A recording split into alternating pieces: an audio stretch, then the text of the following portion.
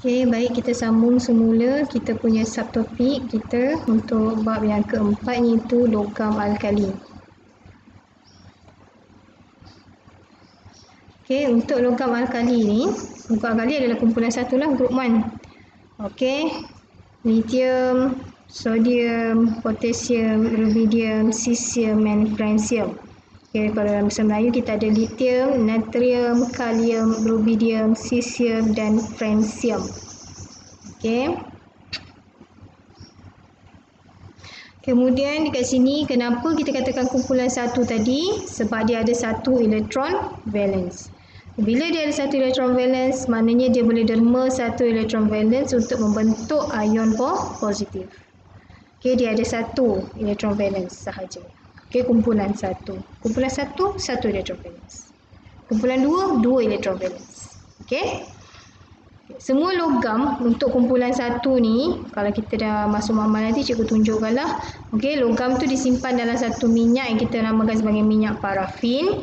Okey, untuk menghalang tindak balas dengan udara atau wap air dalam atmosfera. Sebab kumpulan satu ni adalah kumpulan yang sangat-sangat reaktif terhadap air dan oksigen. Dia adalah logam kumpulan satu. Itu yang kita namakan sebagai kumpulan logam alkali. Okey, untuk sifat fizik, sifat fizik bagi kumpulan satu adalah takat lebur dan takat didih dia rendah. Okey. Takat lebur dan takat didih dia rendah maksudnya dia senang untuk melebur sebab dia logam Takat lebur dan takat didih dia rendah senang melebur. Okey. Kemudian dia punya appearance dia atau rupa dia adalah pepejal yang berwarna kelabu, okey, dengan permukaan yang berkilat. Nanti kita akan tengoklah apa yang maksudkan dengan permukaan berkilat, atau kamu boleh Google sendiri, carilah pepejal natrium atau solid natrium in a solid form, okey. Sodium in a solid form. Okey, konduktor haba dan elektrik yang baik sebab dia adalah logam okey, ketumpatan rendah dan dia merupakan logam yang lembut yang kita boleh potong menggunakan pisau sahaja. Walaupun dia logam tapi dia adalah logam yang lembut. Walau bagaimanapun dia adalah logam yang sangat reaktif Jadi apabila menuruni kumpulan satu, okey, tadi kita tengok tadi lithium, sodium dan kalium. Okey, lukis susunan konfigurasi elektron bagi lithium, natrium dan juga kalium. Lukislah dia tulis berapa, apa semua berapa. Okey, susun ikut susunan. Okey. Daripada situ kita tengok apabila menuruni kumpulan satu daripada lithium pergi kepada natrium di bawah dia pergi kepada kalium di bawah lagi. Okey, saiz atom akan semakin bertambah. Okey, saiz atom bertambah. Sebab apa saiz atom dia bertambah? Sebab bilangan proton dia bertambah. Bilangan proton dia bertambah, jadi bilangan petala yang dipenuhi elektron juga akan bertambah. Okey. Takat lebur dan takat didih dia rendah. Kenapa takat lebur dan takat didih dia rendah? Okey. Yang pertama sebab saiz atom dia bertambah. Okey, kalau kita tengok jawapan yang melibatkan takat lebur dengan takat didih ni, kita tengok kepada saiz atom. Okey. Saiz atom dia bertambah, maksudnya bila saiz atom bertambah maksudnya atom tu makin menuruni kumpulan dia makin besar. Okey, mula kecil, lepas tu besar sikit, lepas tu lagi besar.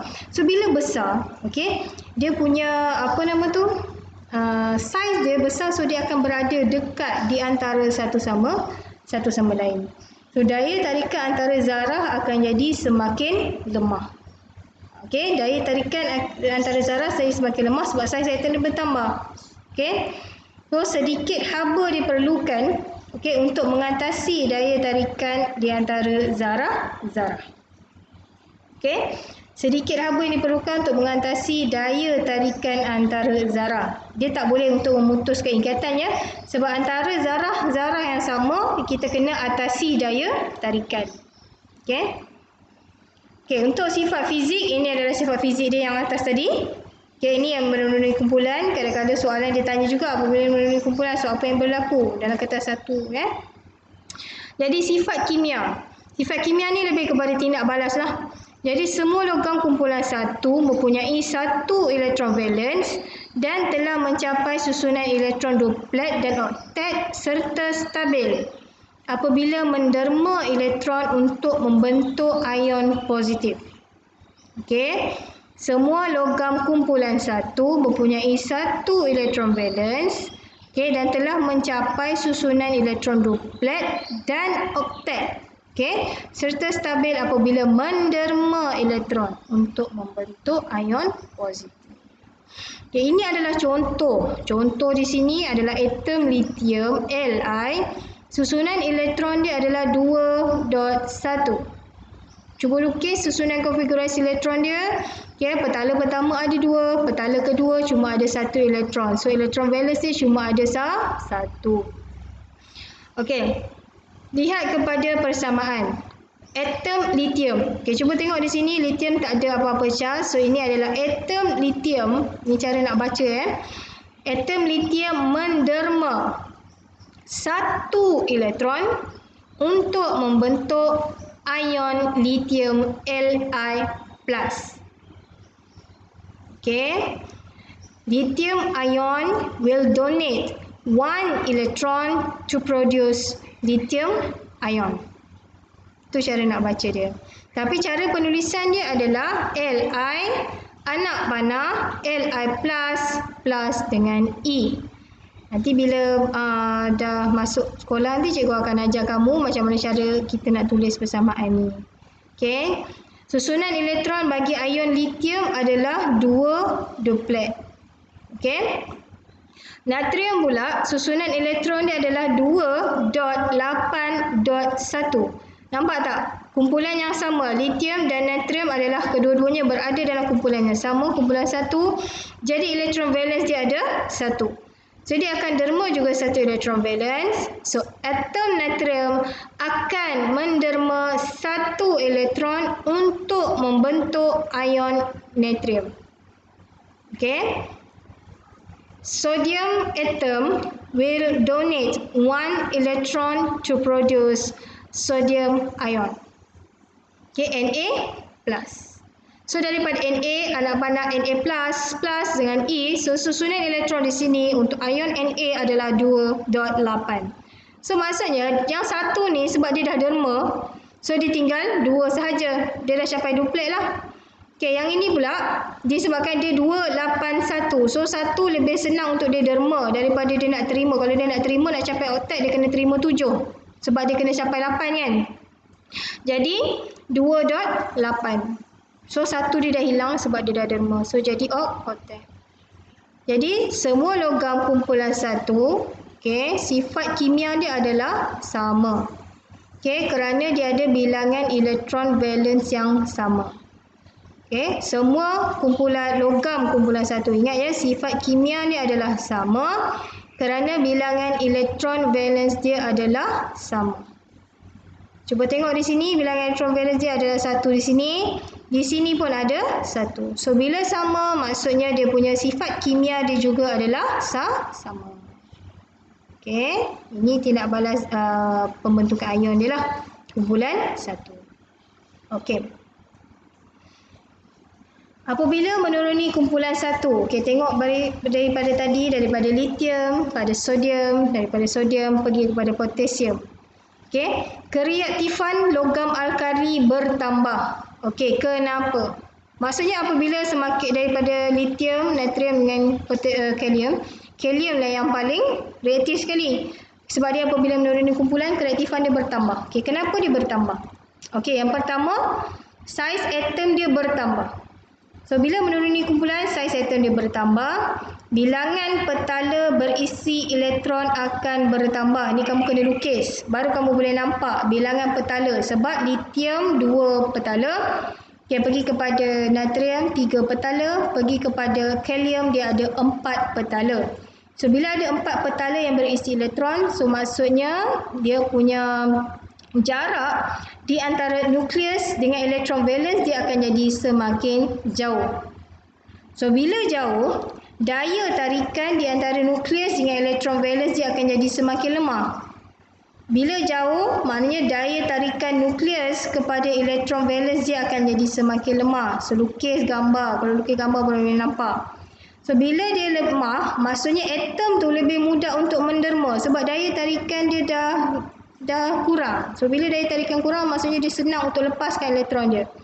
Okey, elektron valence akan membentuk ion positif dan mencapai susunan elektron oktet yang stabil. Okey, atom akan lebih mudah menderma. Cuba tengok di sini, keyword dia menderma elektron valence untuk membentuk ion positif dan mencapai susunan elektron oktet yang stabil. Okey. Jadi tindak balas kimia unsur kumpulan 1. Okey, tadi ni sifat kimia tadi masih lagi ya. Ini tindak balas kimia unsur kumpulan 1. Okey, logam kumpulan 1 bertindak balas dengan air. Sekarang ni yang kita nak tengok adalah air. Tindak balas kumpulan 1 dengan air, dia akan menghasilkan satu larutan yang bersifat alkali dan juga gas hidrogen. Okey, larutan yang bersifat alkali dan juga gas hidrogen. Ini adalah persamaan secara umum, di mana X ini mewakili unsur kumpulan 1. Okey, kita tengok satu-satu. Okey, sebagai contoh di sini litium. Okey, kalau litium 2Li plus dengan 2H2O, anak panah 2LiOH plus H2. Okey, ini kamu boleh tulis. Okey, tuliskan sendiri. Li macam mana persamaan dia, Na persamaan dia macam mana, K persamaan dia macam mana. Okey, kalau nak suruh cikgu semak, boleh suruh cikgu semak, tak ada masalah.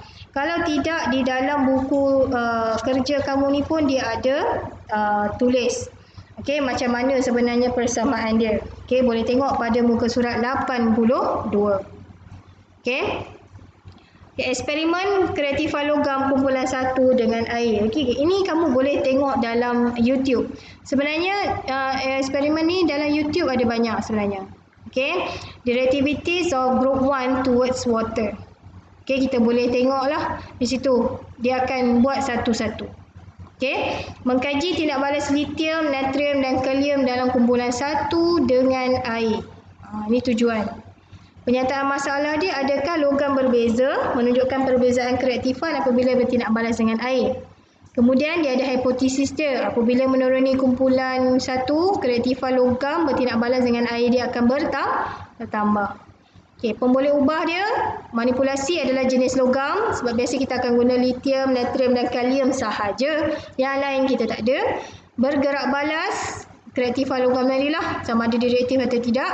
Yang malar adalah air yang kita gunakan. Okey, isi padu air yang kita gunakan lah. So, bahan dan alat radas. Okey, kita ada litium, kita ada natrium, kita ada kalium, kertas litmus sebab nak uji adakah benar larutan itu akan bertukar kepada alkali Okey, kemudian kita ada kertas turas, kita ada besen, forceps, pisau kecil dan jubin putih. Cuma gambar jelajah je tak ada di sini. Okey, potong litium dalam saiz kecil menggunakan pisau kecil dan juga forceps. Okey, keringkan minyak pada permukaan litium. Sebab cikgu dah cakap tadi, litium tu kita akan tutupi dia atau tutup dia, rendam dia dengan minyak parafin. So, sebelum kita boleh tindak balaskan dia dengan air, kita kena keringkan dahululah, hilangkan minyak pada permukaan dia lah dengan menggunakan kertas turas. Kertas turas tu kena pastikan kering lah, tidak ada sebarang air.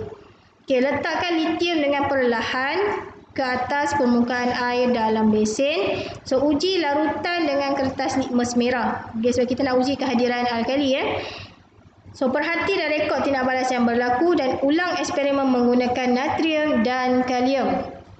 Okey, kalau kita tengok di situ, okey, pada muka surat 82 tadi, dia dah bagi dah dekat kamu. Kalau litium bergerak ni mana litium? Litium bergerak dengan perlahan di atas permukaan air. Okey, dan dia akan menghasilkan apa? Nyalaan yang berwarna apa? Okey, semua ada dekat dalam buku tu. So, natrium pun sama, kalium pun sama. So, boleh rujuk pada muka surat 82. Okey, kesimpulan dia, apabila kita buat eksperimen ni, kalau kita tak sempat nak buat, tak apa, kita akan cuba untuk cari masa lah untuk kita buat.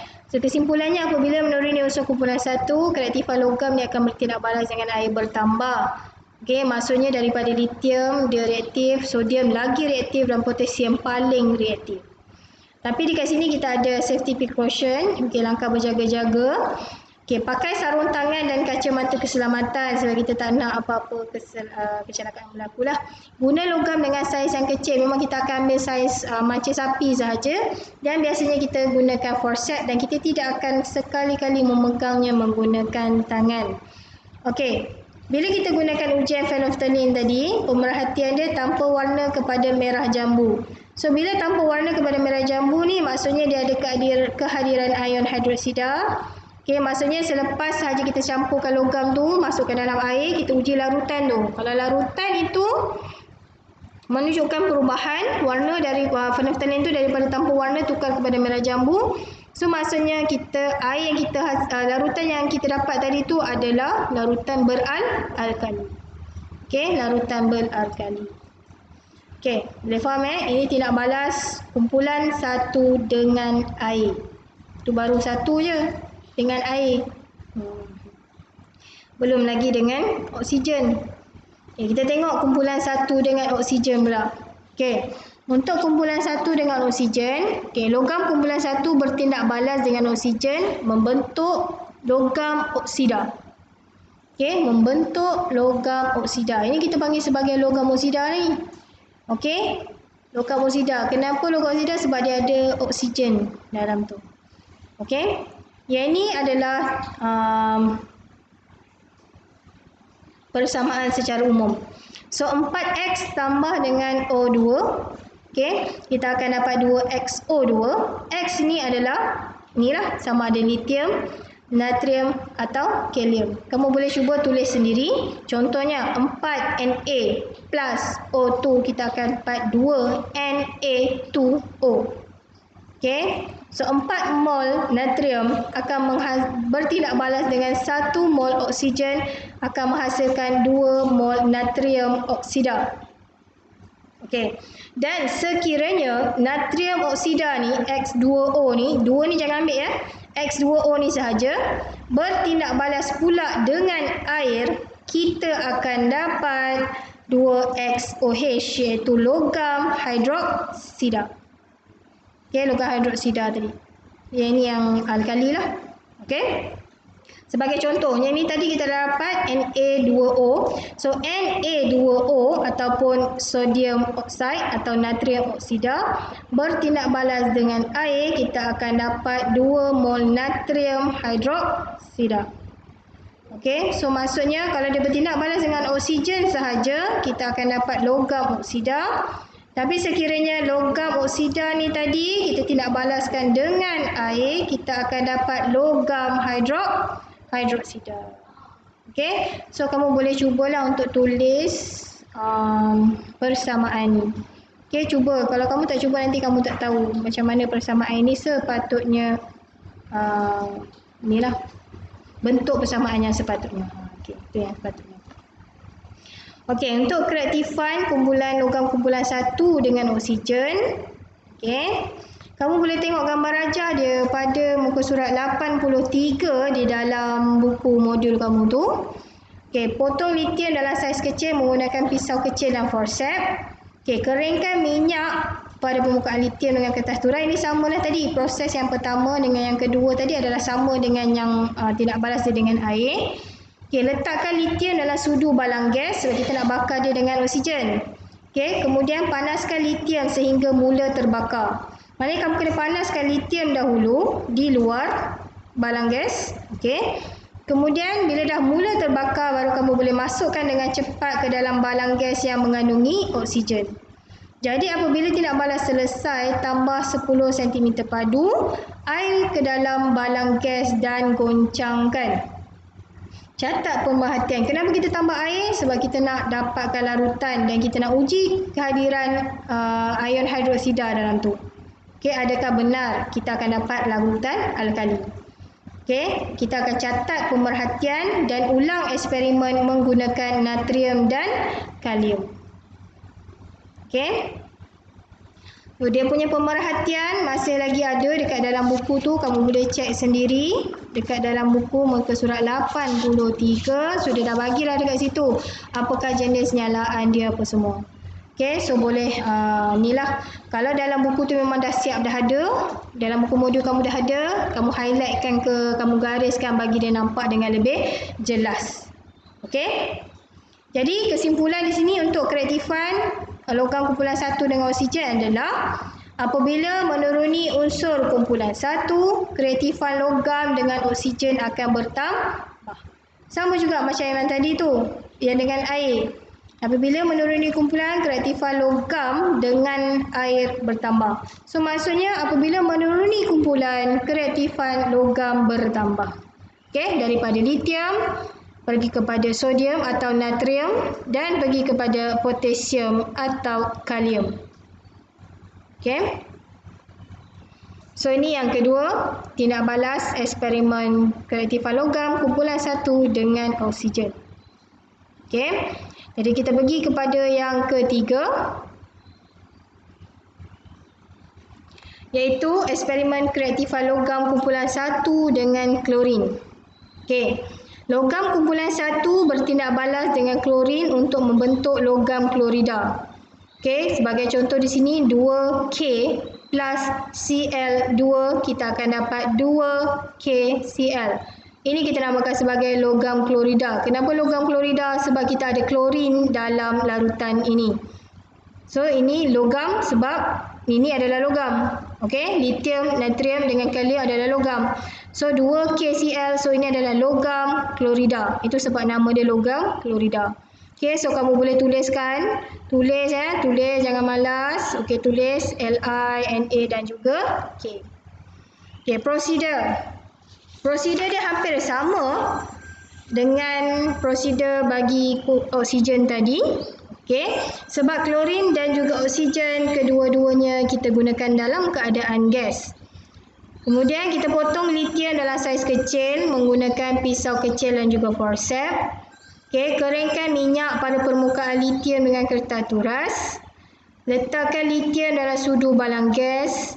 Panaskan litium sehingga mula terbakar. Ini sama saja macam oksigen tadi.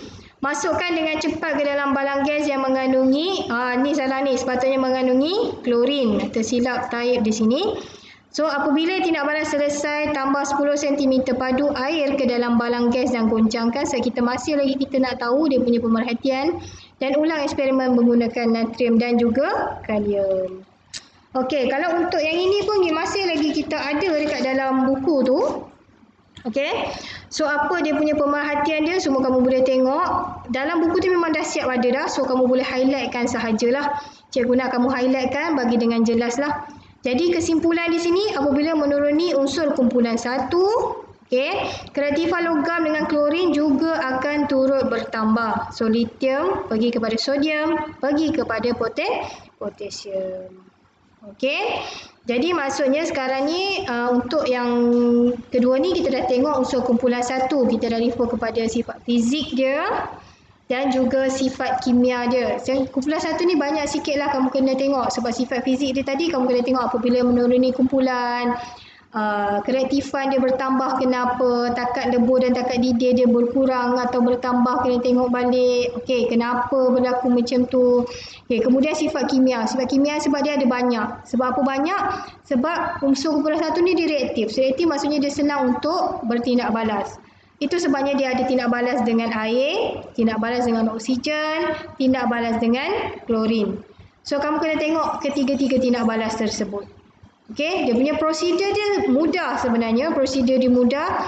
Yang kamu kena ingat dengan betul adalah dia punya pemerhatian dia. Apakah warna bagi nyalaan dia dan apakah hasil akhir dia dan juga dia punya persamaan kimia dia. Itu pun sangat-sangat penting sebenarnya untuk kumpulan 1. Okey? Jadi kalau ada siapa-siapa ada masalah untuk kumpulan 1 yang masih lagi tak faham, okey, boleh DM cikgu, jangan senyap. Okey, so kalau kamu senyap, cikgu pun tak tahu apa yang kamu faham. Sebab untuk yang bab ketiga hari tu hanya 2 orang sahaja yang reply ya. Cikgu punya ni, cikgu pun tak faham kamu faham ke tidak. So jangan buat faham ni sebab dia bahaya. Kalau tidak nanti bila dia kalau kamu kumpul dia akan jadi banyak lah. Banyak nanti lagi tak reti nak buat. Okey.